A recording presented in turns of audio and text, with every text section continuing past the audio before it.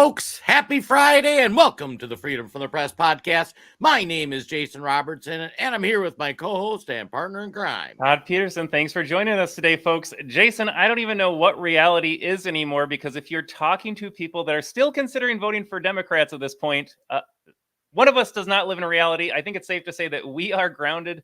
Those people are off floating in the ether somewhere because everything they believe turns out to be a giant lie. Oh my gosh, we have so much to go through and so little time. You know, it's funny. I'm going to give a plug to Todd. First of all, folks, for those who don't know, it's Todd Peterson's birthday today. Round of applause. Everybody wish Todd Peterson happy birthday. All he wants for his birthday is his new studio that he's building. So that's I thought phenomenal. you were going to say something else, Jason, but the wife listens to this podcast too, and we're on some social media family-friendly platforms. Yeah, there you go. This just in, folks. Your husband really only wants two things for his birthday. One is a sandwich, and the other is, you know. So happy birthday to Todd. And the reason Todd's building a new studio, for those who don't know, we create content on theamericantribune.com. We also do videos on our American Tribune Rumble channel is the best place to find it. What Todd does all week is he catches videos, clips, things that people really need to see. He uploads a short couple-minute video to Rumble. He adds some commentary to it to give context. If you don't know, we write articles about it on our website, but he does a great job. So if you haven't gone to Rumble, go over there, check out the videos. If you got 20 minutes to kill in a day and you want to see like what's going on, check out those videos, because Todd, in addition to watching too much C-SPAN, scrubs through videos, find things like, holy cow, people need to see this, clips it, adds commentary. So Todd, any other feedback? Yeah, a couple thoughts. I mean, number one, it was almost going to be a padded room because I go insane watching these clips day in and day out. There's so much nonsense out there, and we're watching it so we can communicate it to you all. You got to stay informed, as hard as it is sometimes. But Jason, a little shout out to you as well. For our viewers, Jason is a first-time grandparent as of today. Congratulations, Jason. Well, not as of today. She's getting induced tonight. So, okay. So pending when baby comes out. Yeah, baby. Although, Jason, they live in Minnesota, Tim Walz would give you the green light if they change their mind at the last second. If you can imagine that, folks. Tim Walz, running for vice president in this state, signed legislation saying that even though we know it's a baby in there, that baby is planned to come out. Your stepdaughter won't do that, but if she wanted to, it's still in the womb. It's not a baby yet. Yeah, well, actually, the law is even worse than that. Is if they go to do the procedure and it would pop out, and you could just let it expire on the table, is what they say. We live in an awful state led by an awful governor, and it's kind of exciting because Todd and I are both from Minnesota. And we've known Tim Walz is a fraud and a clown. And we got to talk about a couple things we've covered in previous episodes, how he lied about his service. He lied about his in vitro. He lied about being a head coach. We've covered the Tim Walz lies. But last night, Tim Walz and Kamala Harris sat down and gave their first interview since they overthrew Biden and she became the nominee. Todd, what are your overall thoughts on that thing? Well, I was told it was a live interview. Who knew you could splice interviews in real time and not actually release the full clip? So live, probably not. But Jason, we knew these were awful human beings. Tim Walz he's a crafty politician. He comes across as he knows how to lie and sound sincere at the same time. Kamala Harris, there's a reason she didn't do this interview alone, and there's a reason she doesn't get in front of people. She was truly awful. Kamala Harris is so bad at this. And I got to say, the crowd that loves credentials, the leftists, trust the experts. What do I know? I'm just a peon, so I'm going to defer to the elites. People are like, why are you mad at Kamala? How are you saying she's not qualified? She was an attorney general, a lawyer, vice president. Like, that means nothing. Your resume means nothing. And Kamala Harris is proof of that because she couldn't even get through a scripted interview. I saw reports that she was likely reading notes on her computer when she looked down. You have to assume that they got the questions ahead of time. Even with all of that prep and the splicing and the editing, she was awful. She was just so bad at this. Yeah, and I got to say, Todd and I in our pre-show, we do a little meeting where we talk about stuff. At the last half hour of the Rumble only, we're gonna go. We might need the audience's help for those who go over there with us. We're gonna go into some conspiracy stuff because this stuff we're seeing is wild. And watching that interview, first interview since she got the nomination, she had a month to prepare. She was on CNN. She had written questions. They recorded and edited. It was the biggest layup ever, and they could only put out like 20 minutes of footage, and it was awful. And I don't think anybody with a functioning brain looks at that and goes, "That's who I want running." Yeah, this is not partisan Todd speaking. This is just objective Todd saying Kamala Harris is so bad at what she does. Right. Yeah, and it's funny because they're trying to market her as the candidate of change, even though she's been the vice president for 3.5 years. And her policy positions from when she ran in 2020 don't count because she ran for president. She had a policy platform. The Joe Biden policies count, but the stuff that's bad about the Joe Biden policies are really Trump's fault. It is the most ridiculous thing ever. But before we tear apart Kamala, can we just throw some dirt on the grave of Tim Walz? Please. Should we start with some Tim Walz today? Yeah, so maybe run through what we've exposed on this podcast and what we know as Minnesotans that people tuning in around the nation might not know. Well, and Jason, I'll preface this by saying you mentioned that we are both in Minnesota. A lot of this stuff, even you and I didn't really know about because local media here, I mean, it's not LA Times, New York Times level, but it is bad. We've got the Red Star Tribune out of Minneapolis. That's the one paper everyone has access to. Nobody knew about stolen valor. Nobody knew about lying about recipes. Nobody knew about lying about IVF. We all knew about BLM and COVID policies, and voters reelected him anyways. But he lies about everything. He simply lies about everything. Head coaching positions, teaching in China, DUI. Like, Jason, just off the top of my head, like, how many lies is that? Yeah, so to give the highlights, he grew up in Nebraska. He was a teacher. He got busted with a DUI, so they fired him. So then he gets a job as some sort of exchange teacher in communist China for a number of years. It's unclear what he did for this period of time. Jason, how many times did he go back to? I want to say it was like 26 years. Like and 30 times. Yeah. Who or 26 times, yeah. And he was in China for Tiananmen Square massacre. And that was the day he chose to get married a couple years later, which is just weird. Like, I'm sorry, who gets married on an anniversary of that when he's still actively working in China? And then he comes back, he gets a job teaching geography at a small town in Minnesota, or kind of a medium-sized town. He is the assistant defensive coordinator of a high school football team.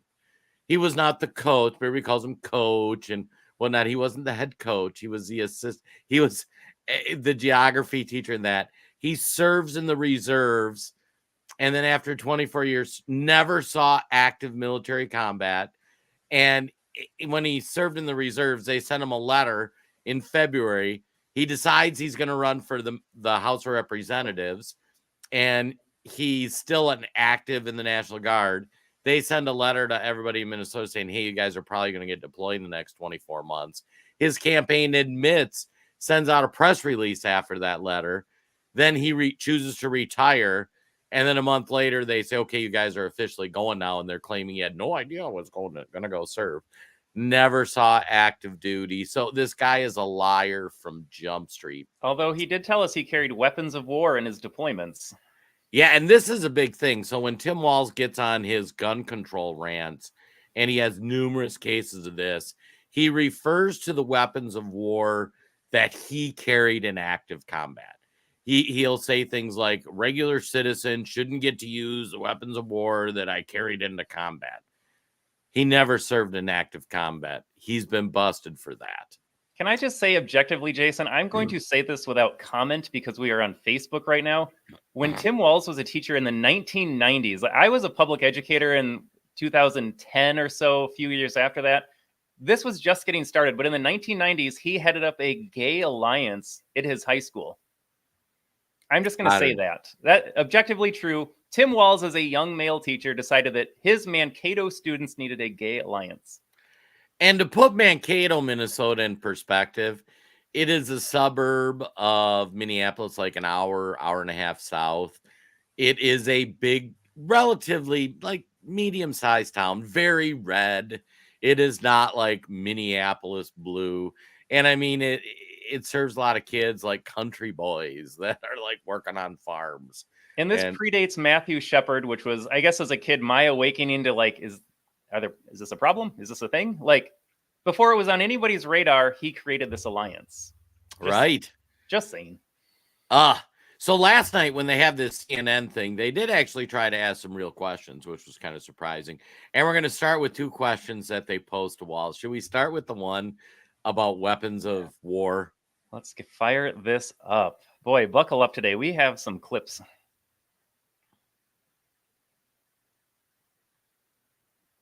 Loading. Well, that's loading. I'm going to give a few shout out Paul Reese, one of our sponsors, splitrockcoffee.com. Use promo code Todd10. He's at the VA today getting some test runs. Prayers to you. Hope that all goes good for you, Paul. Hey, and we got a lot of reoccurring visitors. We got Casey.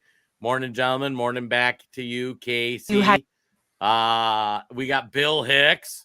Democrats are going to destroy our great country. And Bill, one thing I just want to clarify too. Democrats and establishment Republicans both want to destroy this country. That's why we support President Trump and the America First, the MAGA movement.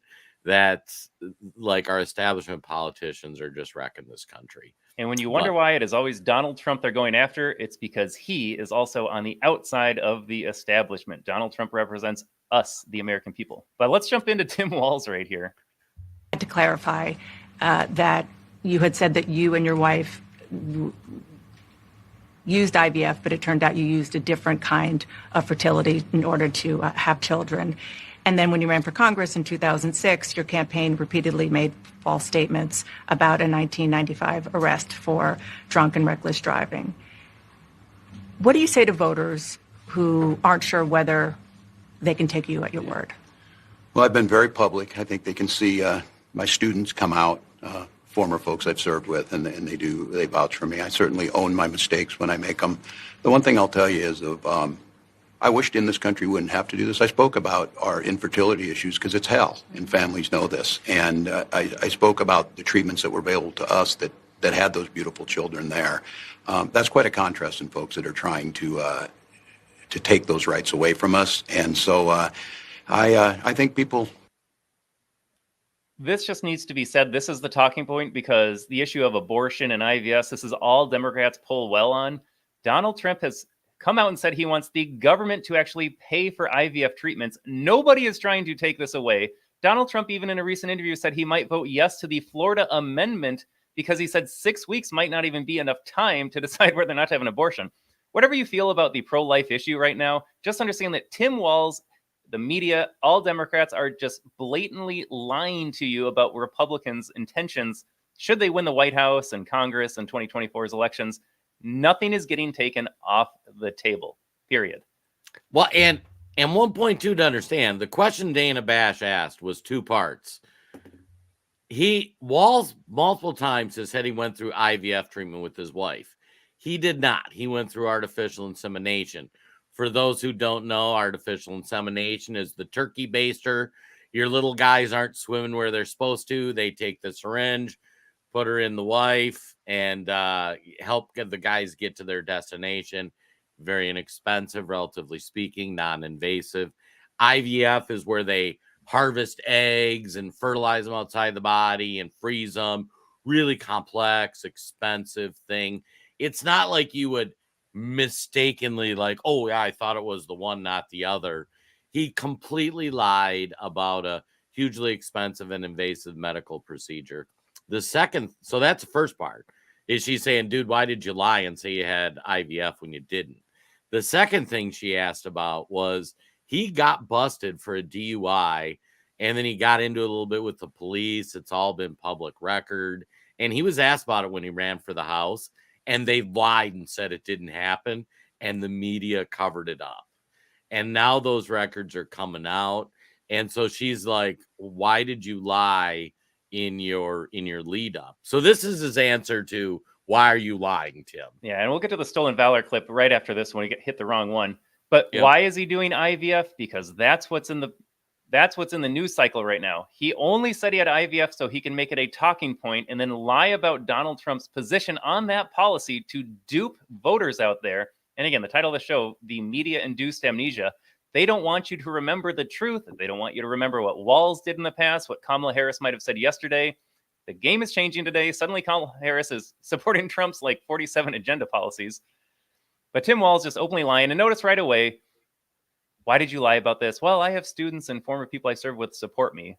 Right away, in the first opening sentence, completely dodges the question and wants you to feel bad for questioning his lies about IVF. Notice that he's taking you on a guilt trip in his response here. But let's finish this one up.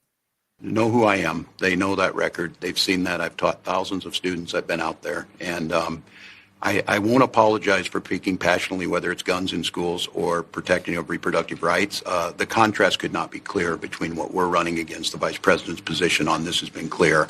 And I think most Americans get it if you've been through that. I don't think they're cutting hairs on IVF or IUI. I think what they're cutting hairs on is an abortion ban and the ability to be able to deny families the chance to have a beautiful child. Notice not a single part of that does he talk about how he lied. And did you notice the end where he said, what we're really talking about is an abortion ban? And the sentence right after that was helping people have beautiful families.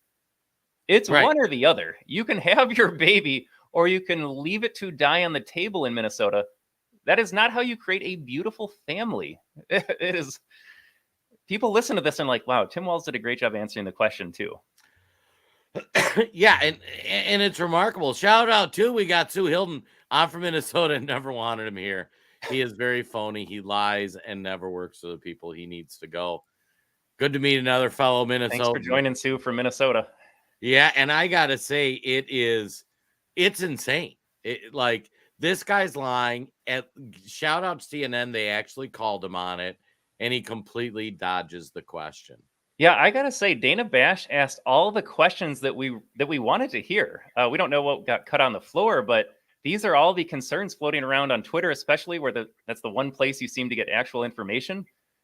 She addressed a lot of those things, and of course, Walz and Harris ducked and dodged it and pretended that you were the bad guy for noticing. But I just can't with Walz's response here. What we're really talking about is abortion ban. Let me repeat, Donald Trump has already released information and statements saying he is not going for a national abortion ban. It's just not He happening. even went so far as to say he'd veto it if it got to him. Correct. Yeah. He thinks it should be a state's issue, which we tend to agree with. You know what, Jason, I got to go on this pro-life rant for a second. There are wonderful people in the pro-life movement. I don't know how you can not be pro-life, how you can vote for someone like Tim Walz that would let your baby die on the hospital stainless steel table. But if you are on the fence about voting for Trump because he's not pro-life enough for you, you need to grow up. Donald Trump is the one that got Roe v. Wade overturned when you all said it would never happen and fundraised extensively on that issue. And now you are not going to vote for Donald Trump because he's not pro-life enough for you. And you don't understand that if Harris and Walz get in the White House, they will codify Roe at the national level and they will make Minnesota's policies essentially national policies. Can you be any more self-righteous right now?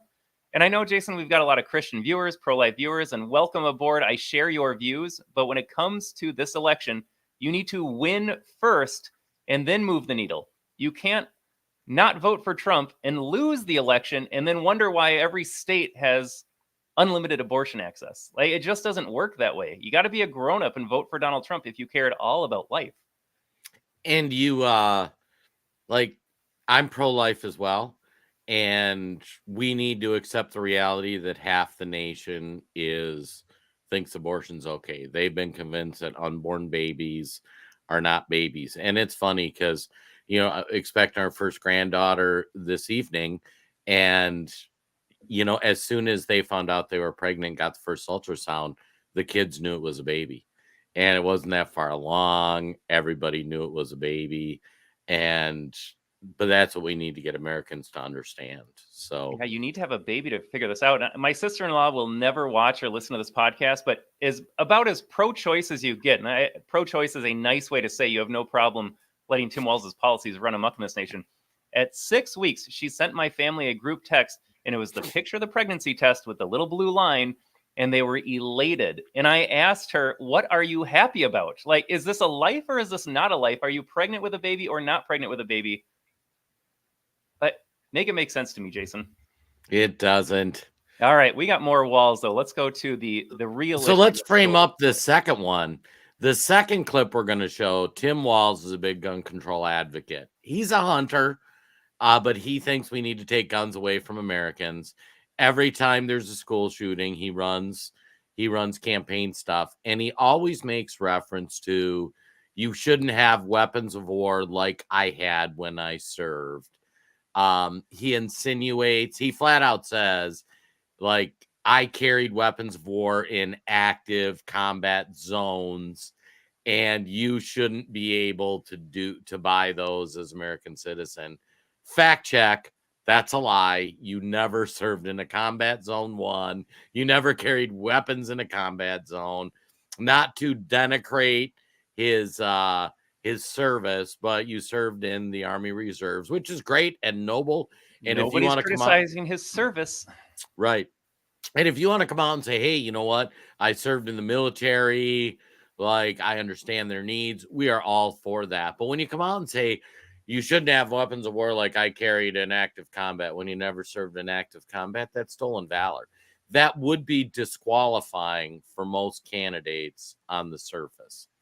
So Dana Bass asked him about this. Yeah. And first, I just want to say a shout out to Ronnie. Good morning from Kentucky. First time watching you guys. Trump 2024 MAGA vote for Republicans only. Yeah. Welcome aboard, Ronnie. Thanks for joining the show today.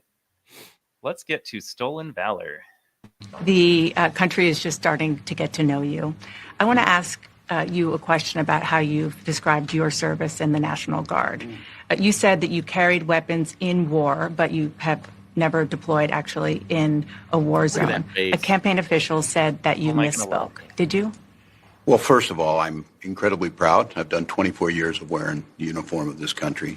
Equally proud of my service in a public school classroom, whether it's Congress or the governor. My record speaks for itself, but I think people are coming to get to know me. I speak like they do.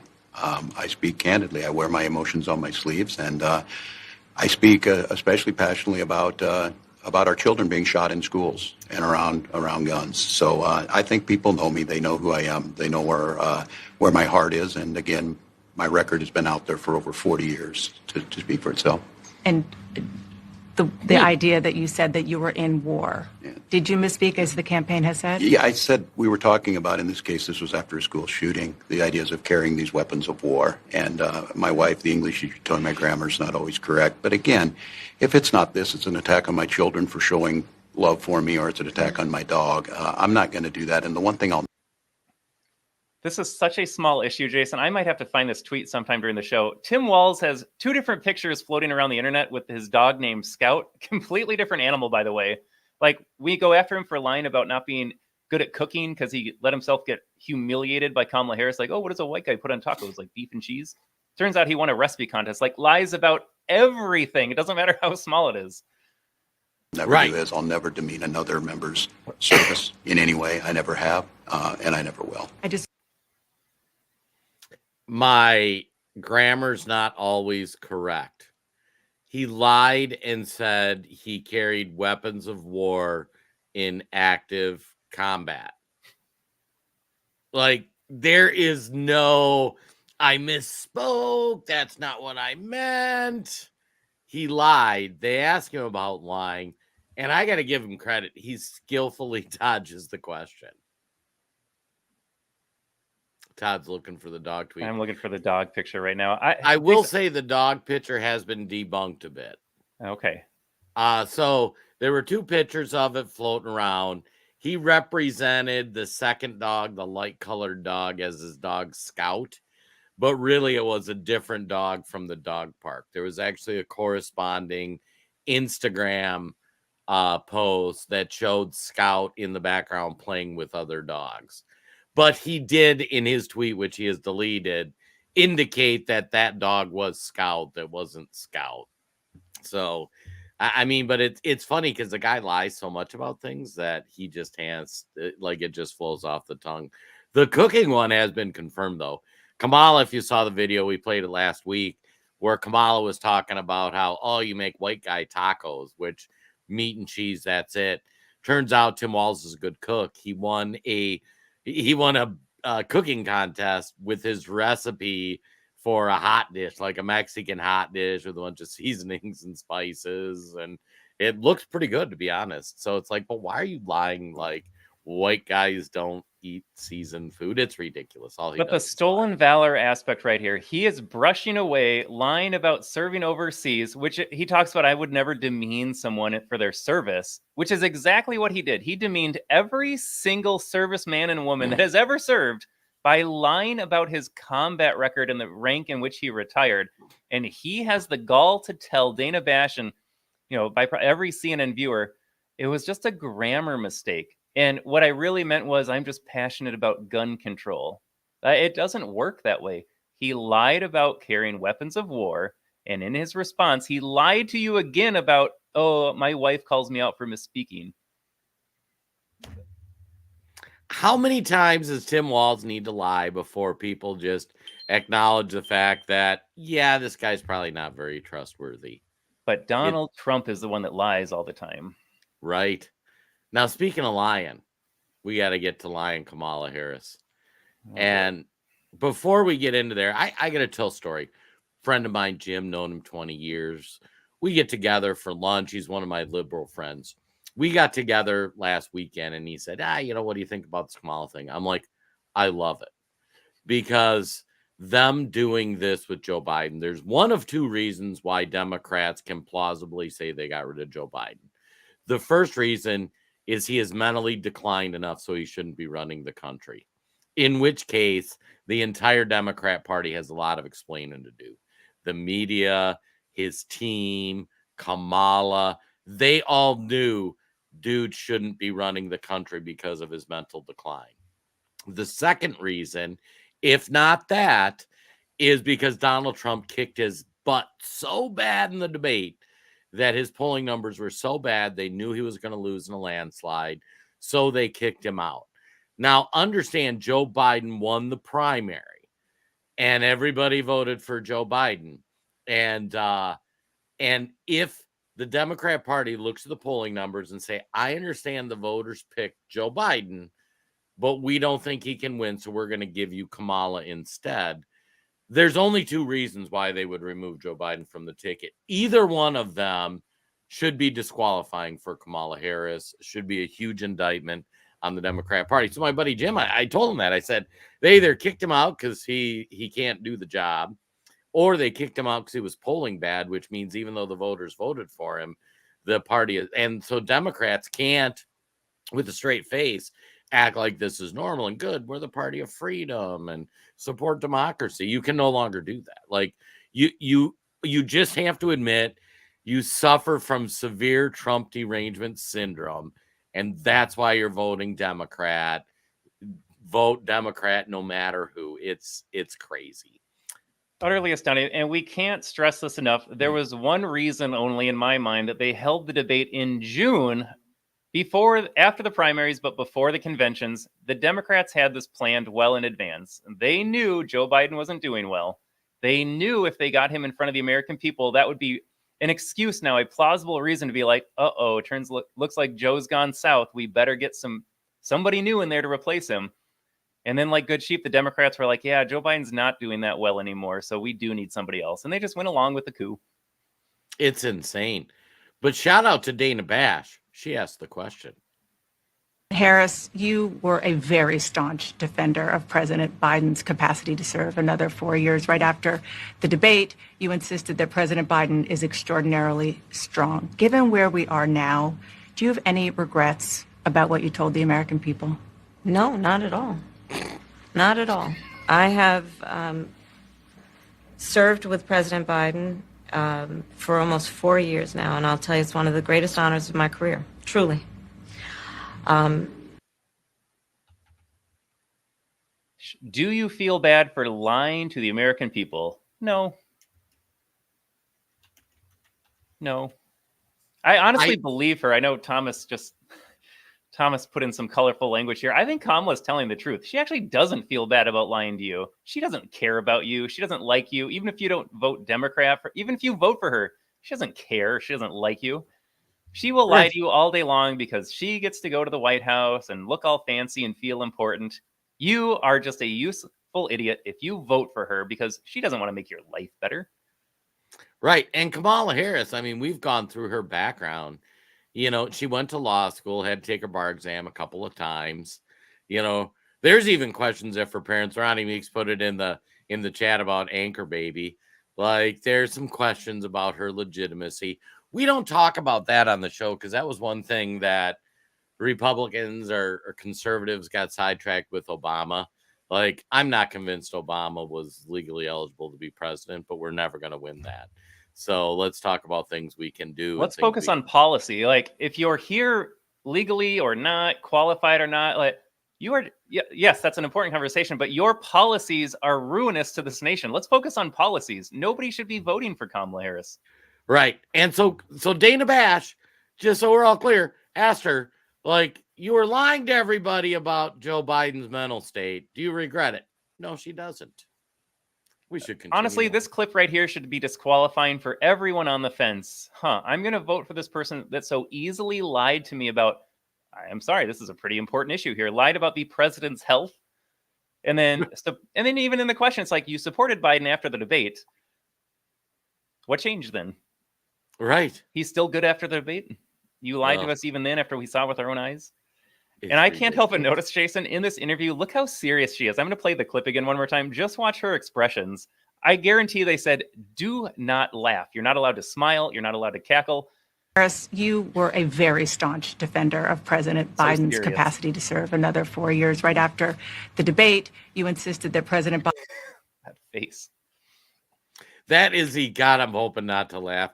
And honestly, watching this video, Todd, like, I don't know if you've ever consumed alcohol, but like if you're sitting there and somebody's 3 beers in and they start getting that glow, and we've talked about it on the show, when Kamala, I think, gets really nervous and has a few drinks to calm herself down. And a lot of times when you hear the Kamala word salad, she's hammered.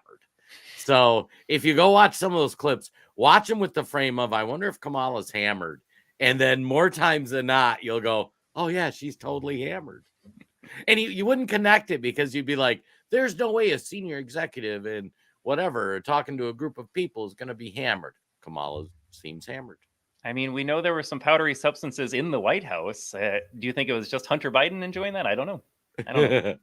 All right, Jason, we're only 3 clips in, and we have a lot to cover today here. Let's keep going. I think it's time. So, folks, this is going to be the meat of the show today. This is media-induced amnesia is too nice. This is straight up gaslighting you at this point. If you've been listening to the Harris campaign recently, she has changed her mind on building a border wall. She has changed her mind on fracking.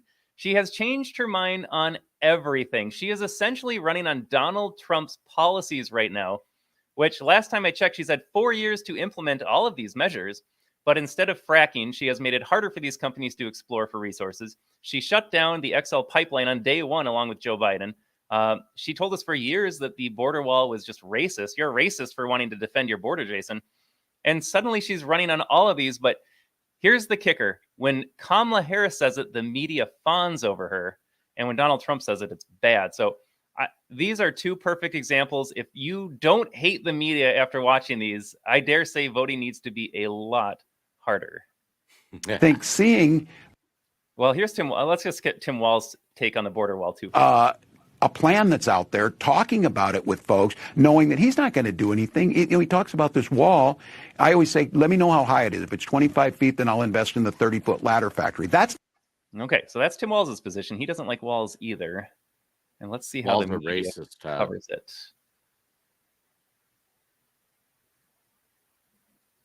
Programs that she started on truancy, which is what a lot of people have been hitting my Twitter feed about, how, you know, that program, from their criticism is it separated Black children from their families. Mm-hmm. She talks about the fact that, you know, yeah, there were a lot of tough decisions that were made, but I stand by them. She's going to have to talk about that more fully. Kamala Harris never sent parents to jail for their kids' truancy. Okay, Wait a second. One clip. I think we I named these poorly today.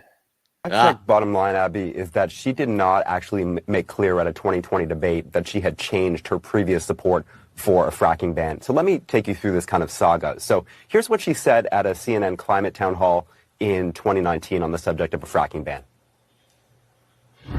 Will you commit to implementing a federal ban on fracking your first day in office, adding the United States to the list of countries who have banned this? I can't help but watch Kamala through the lens of your comment, Jason. How many drinks in are we? There's that serious face again, like, uh-oh, I know I'm too drunk I got to stay really focused now. I don't know. Right. Devastating practice. There's no question I'm in favor of banning fracking. So, yeah. That was quite clear. So she ended her 2020 presidential run in December 2019. The only debate she participated in 2020 was the general election debate with then Vice President Mike Pence. And I went over the transcript of that debate tonight. Nowhere in there does she make clear that she had abandoned her previous support for a fracking ban. Rather, she repeated that Joe Biden, the head of the Democratic ticket at the time, would himself not ban fracking. So listen to what she actually said in that 2020 debate. Joe Biden will not end fracking. He has been very clear about that. I will repeat, and the American people know, that Joe Biden will not ban fracking.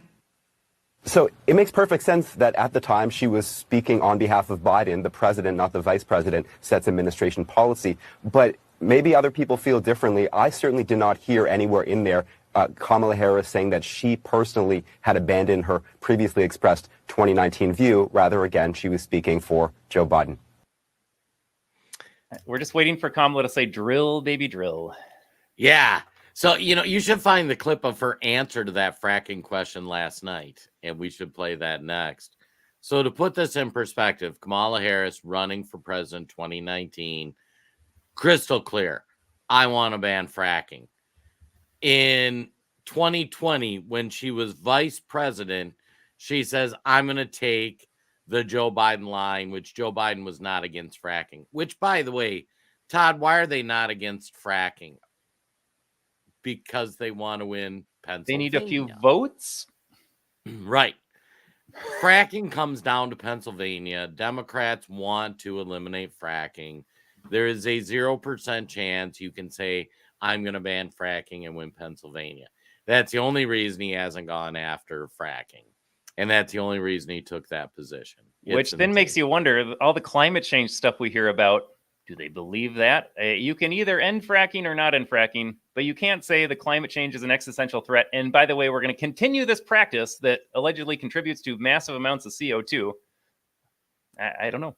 But here's the clip, Jason, if you want to listen to this is her answer last night.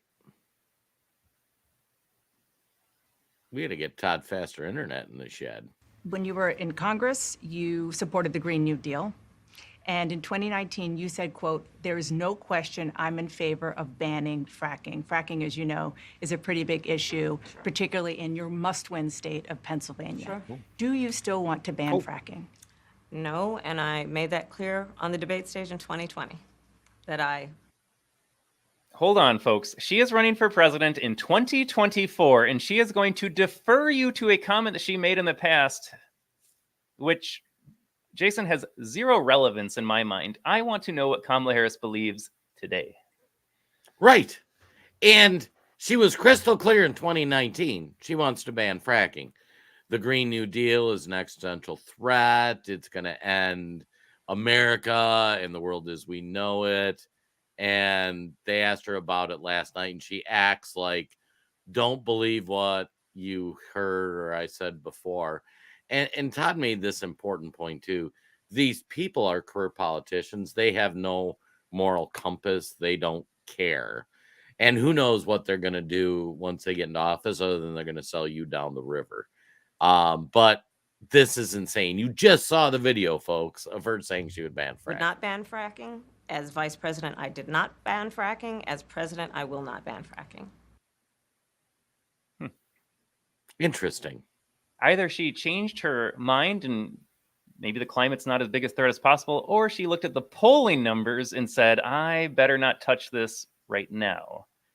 Better not touch this with a 10-foot pole. All right. Here's Jason. Here's the clip that I really wanted to get to today, though, about This is on the taxes on tips policy that Donald Trump rolled out, and then immediately after Kamala Harris went for it. But listen to the media's coverage of the exact same position.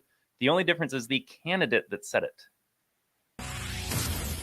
If you're a waiter, a bartender, a bellman, somebody in the service industry who gets tips for the work you do, your federal income and payroll tax would conceivably no longer exist. Although looking at the two proposals that were put out this week by House and Senate Republicans, there's actually a little difference.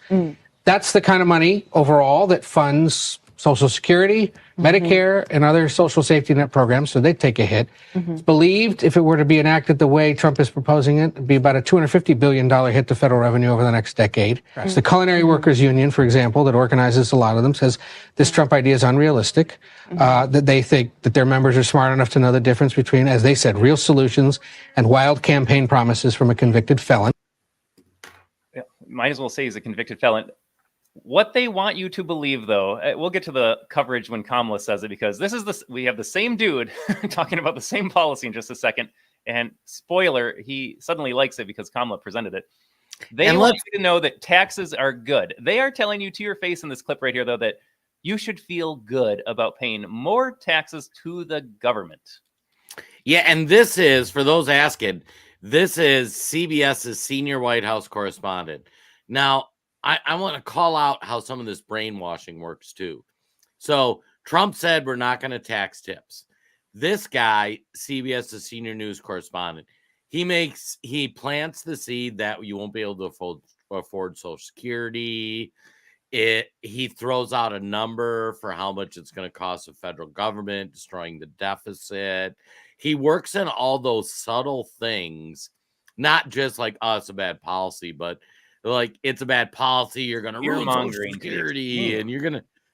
Now, Todd, what did Ed O'Keefe say when Kamala?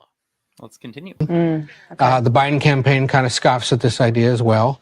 But it is potentially good politics to at least demonstrate this. Democrats would also turn around and say, you could have done this during the 4 years you were president. You could have joined us in asking that the minimum wage for tipped workers get increased, which actually would do more over time. Instead, you're having House and Senate Republicans propose pretty thin ideas here. 3 pages from Ted Cruz, 6 pages from Thomas Massie. And this is actually a great... I got to just drill into a couple things about the brainwashing. So, thin policy, he says. Notice how he says you could have done this when you were in charge. This same guy is giving Kamala Harris a pass on anything she hasn't done, and that she's still in power. She is still the vice president. And everybody knows Joe Biden's just a puppet. So he's completely giving a pass on everything. He's using every piece, and he's discredited this from Social Security to the deficit to its thin policy. Rah. Same guy a week later. Let's hear what he says after Kamala proposes it.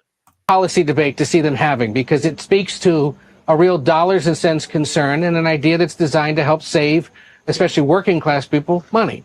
It's a Republican idea that's been out there for several years. The idea that if you are someone who makes a low minimum wage of like $2 and change an hour, but live otherwise on the tips you get from people, which can number far more than that per hour, you shouldn't have to pay taxes on that cash tip, maybe even the credit card tips.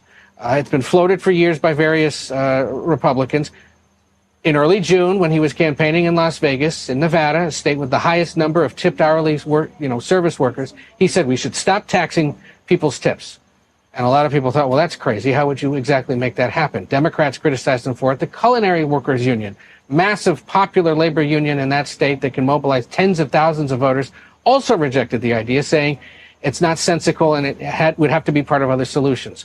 Well, what did Kamala Harris do Saturday night in Las Vegas but say, I support ending taxes on tips as well as raising the minimum wage? We were out there, for example, in late June discussing this with waiters and bartenders who said, yeah, on paper, that's a great idea. It would save me. One woman told me that at the height of her bartending career, she was making about $100,000 a year in tips on top of a base salary. To not have to pay taxes on that would save her conceivably $30,000 a year, which she said would be a down payment on a house. Might be able to pay a car payment or pay off student loans for her daughter. So, there's real potential savings there. What did we just listen to?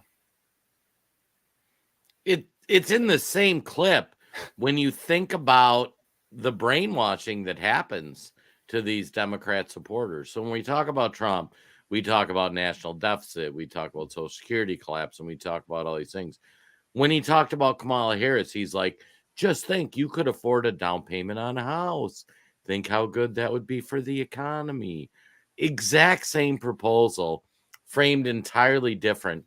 And this just in, this is not a Harris campaigner. If this was part of the Harris campaign or her press team, I'd be like, okay, they're politicians playing politics. This is the senior White House correspondent for CBS News.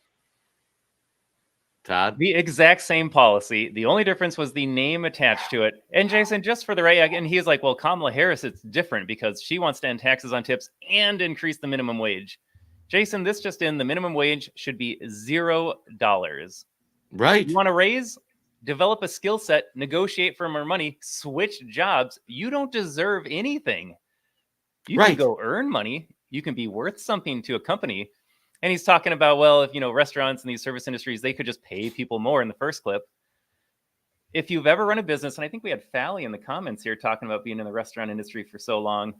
Welcome aboard, Fally. Thanks for joining us again. By the way, she said you two make my day. And watching on Rumble. Thanks for watching on Rumble, Fally. The correct answer is $0. Restaurants operate at, 1, 2, 3, 4, 5% margins. It is slim. And as we've seen in California, when Gavin Newsom said everybody but Panera has to pay a certain wage to their workers because Panera's guy donates to the Newsom campaign, we're watching these places shutter because all other costs stay the same, except now you have to pay more in salaries, an artificially high salary that the government just came in and said, today, this is a living wage. Bernie once wanted 15 an hour. Now he wants 20 an hour. He'll always want more per hour for the workers. Doesn't take into, in a sense, economic reality. So the correct minimum wage is $0. But folks, can't stress this enough. This is the same moron, Ed O'Keefe, talking about the same policy. One is bad, one is good because it's Trump and Kamala. And this is the whole focus of the show. They want you to forget that Donald Trump said that. They want you to forget that anything Donald Trump says is good. It's just bad, bad, bad. And Kamala Harris, whenever she says something, it's golden feces. Right. And I gotta say, I gotta give a shout out to Amuse too on X. If you aren't following Amuse on Twitter, like they do great videos and great recaps. Not as good as Todd does on Rumble, but Amuse's stuff's pretty solid. I'm going to read Kevin's great response here. I think the dishonest Democrat Party will lie all the way to the election.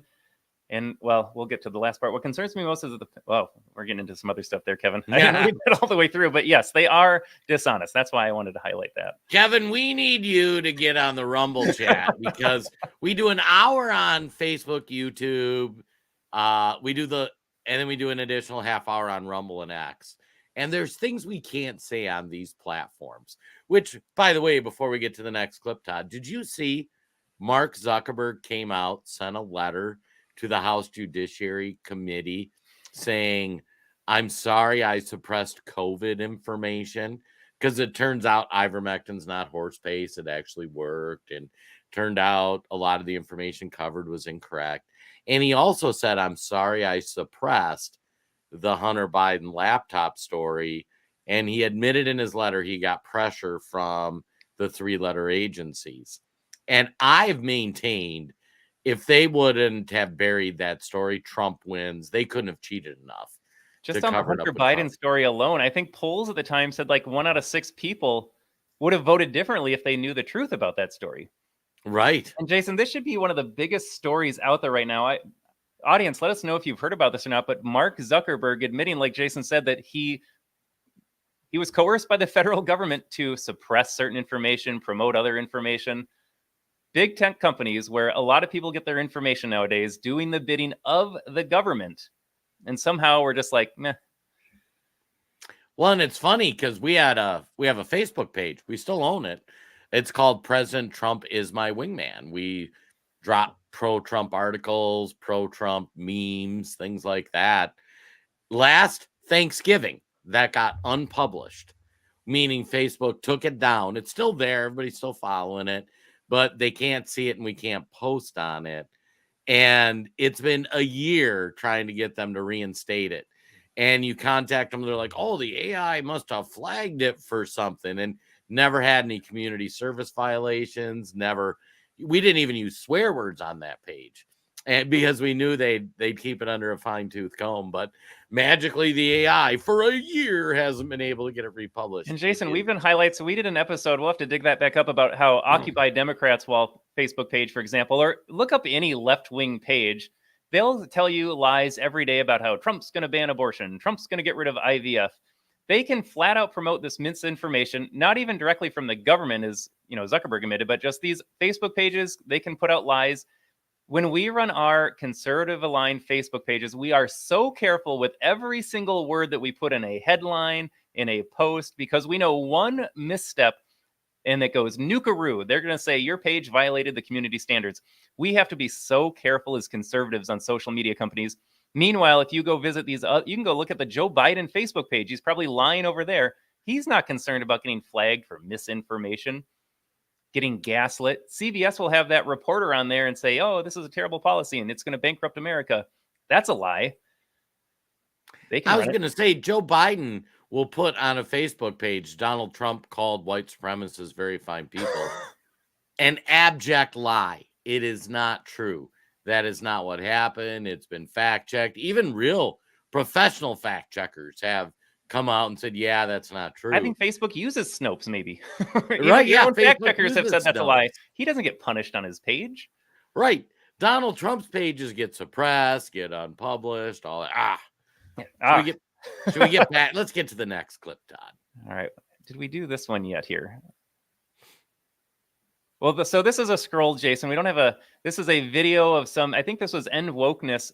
Now that you've got Kamala Harris promoting a border wall, suddenly that's okay again. We had the Tim Walz clip saying he's going to have a ladder company build him ladders higher than the wall. Here is a preview of Kamala Harris's own Twitter feed back when walls were expensive and a bad idea for this country. So you can go kind of read through this as we're playing the video here. This is how often Harris spoke about walls not working, though.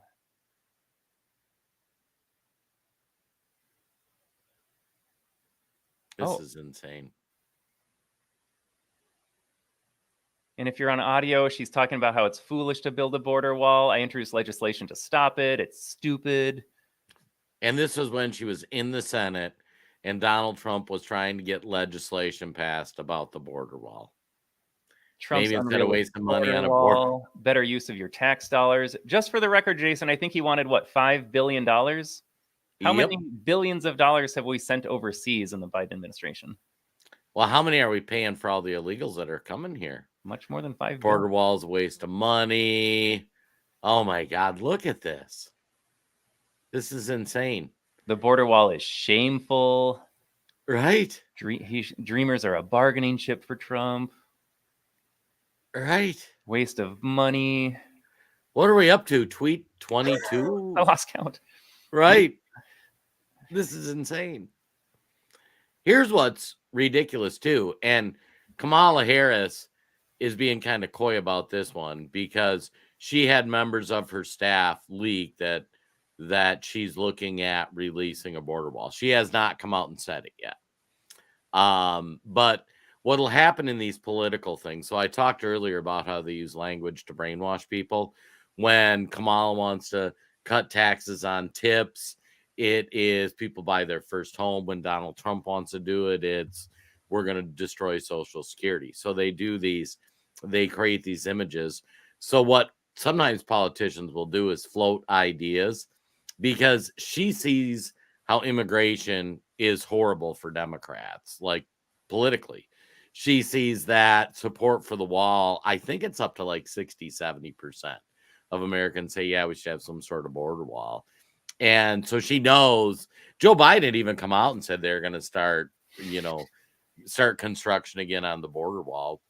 And they floated the idea, just see how bad that plays. Well, for Kamala, like the internet is forever.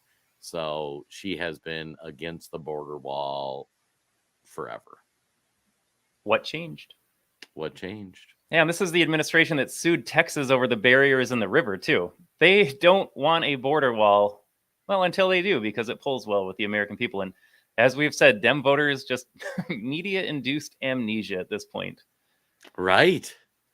Todd, What we're are you almost reading? getting to our end of our time on Facebook and YouTube. I have one clip that I think our viewers are really going to enjoy here. I got a chuckle out of this. This is from Nicole Shanahan. She was RFK Jr.'s running mate. RFK in the last week has dropped out or tried to drop out. The Biden administration, because they love democracy so much, are refusing to let him do what he wants and keeping his name on the ballot in certain states because they know it's bad news if he drops off the ballot and those voters potentially go for Donald Trump instead. So the party that loves democracy wants to save democracy. You know, we already talked about the primary process, getting Kamala installed. They don't want RFK, Jill Stein, I believe her name is, Cornel West. They don't want these guys dropping out because it would help Trump. But here is a fantastic TDS ad that Nicole Shanahan's team put together. This might be the best thing I've seen all year. This is an epic way to end the show. Or not end the show, we'll still be on Rumble. Ones suffering from illnesses such as TDS, also known as Trump derangement syndrome? Do you dismiss or deny the current issues facing our country, such as historic inflation, illegal immigration, corporate corruption, World War III escalations, and the chronic disease epidemic? Are you willing to elect someone who was the least popular vice president in modern history, and who offers no policy or vision for America simply because your brain keeps telling you anyone but Trump? If so, you might be struggling from TDS. Introducing Independence. Independence allows you the freedom to finally think independently once again. Instead of believing everything you hear from the mainstream media, Independence allows for constructive critical thinking. I used to hear people on the news say things like, Donald Trump and the movement he has encouraged are a threat to democracy. And I instantly believed it. With Independence, I now realize the media is run by the Democrat elite, who are a corrupt oligarchy that censors free speech, silences political opponents, supports forever wars, and abandons democracy by anointing its candidates. Independence may not be for everyone. If you enjoy being lied to about your president's cognitive abilities, support Orwellian totalitarianism, or are excited about communist fiscal policy, Independence may not be right for you. Common side effects of Independence may include an awakening of rational thought, successfully identifying propaganda, freedom of choice, loss of hatred, anti-narcissistic behavior, and love of democracy. I used to blindly hate whoever my party was running against. I didn't care about facts or policy because I was hopelessly indoctrinated. With Independence, I'm much more interested in policies that uphold democracy, and I truly care about the health of our country and its citizens. Ask your doctor if Independence is right for you, and enjoy your freedoms once again. That's so good. That is probably one of the top 10 political commercials I've seen in my life. And just bring people up to speed. So RFK Jr. drops out, endorses Trump last week. This is his vice president. She made this video, RFK Jr.'s VP candidate. And then Todd made reference to it. After RFK dropped out, on states where it would hurt Donald Trump if RFK was on the ballot, Democrats are opposing taking his name off the ballot. They're actually in court. Now, keep in mind, the Biden administration removed RFK Jr.'s Secret Service protection the day after he dropped out. So he drops out the next day. They're like, you get no more Secret Service protection, but we're going to sue you to leave you on the ballots in states where it would hurt Donald Trump. So are you a candidate or not? And candidates get Secret Service. Right. Which one is it? The other thing that I thought was funny is, and this just was something I was thinking, like, wait a second, does that mean Democrats have to leave Joe Biden on the ballot since Joe Biden got all the votes? You know, yeah, makes you wonder.